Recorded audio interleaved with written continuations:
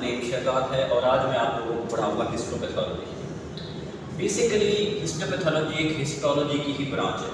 Histology अगर हम animal, plants या किसी भी चीज़ के लिविंग थिंग्स के टिश्यूज़ के बारे में पढ़ते हैं, टिश्यू की स्टडी, सेल्स मिलकर टिश्यू बनाते हैं, तो हम यहाँ पे हिस्टोलॉजी में टिश्यूज़ के बारे में पढ़ते हैं।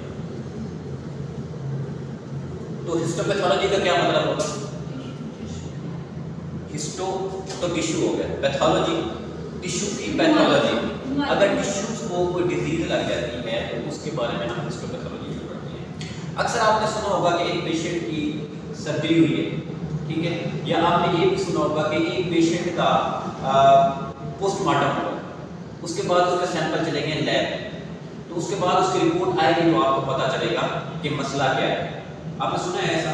तो होता ऐसा है कि समटाइम्स हमारी बॉडी में किसी एबनॉर्मलिटी की वजह से, किसी भी वजह से कोई सिस्ट बन जाती है, जिसको हम कॉमन लैंग्वेज में रसोली कहते हैं, उसको सिस्ट कहा जाता है, ट्यूमर कहा जाता है, गिल्टी कहा जाता है, डिफरेंट टर्मिनोलॉजी है।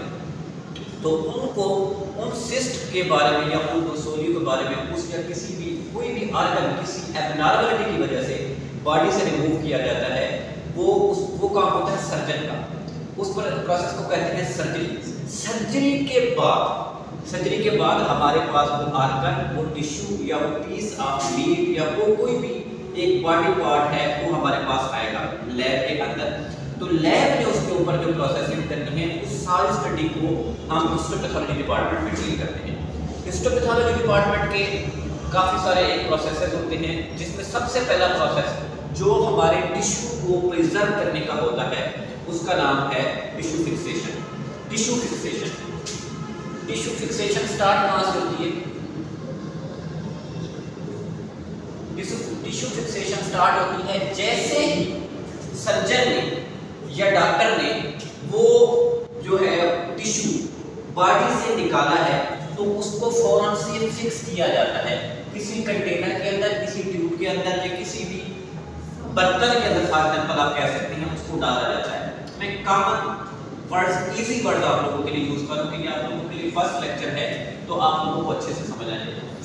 टिश्यू फिक्सेशन जो है उसके लिए फौरन से हम अपने टिश्यू को सेव करते हैं, उसको हम डाल देंगे अपने किसी कंटेनर के अंदर, इसको कहते हैं टिश्यू कंटेनर। जी जी, इसमें हम वो भी डालेंगे, फॉर्मेलिन भी डालेंगे और डालना स्लाइड। ठीक है, मैं आपको बताता हूँ। फॉर्मेलिन बेसिकली कंसंट्रेटेड नहीं जा रही। टिश्यू को फिक्स करने के लिए जो चीज हम केमिकल यूज करते हैं उसको फॉर्मल्डिहाइड या फॉर्मेलिन कहते हैं। फॉर्मेलिन या फॉर्मल्डिहाइड इसको कहते हैं।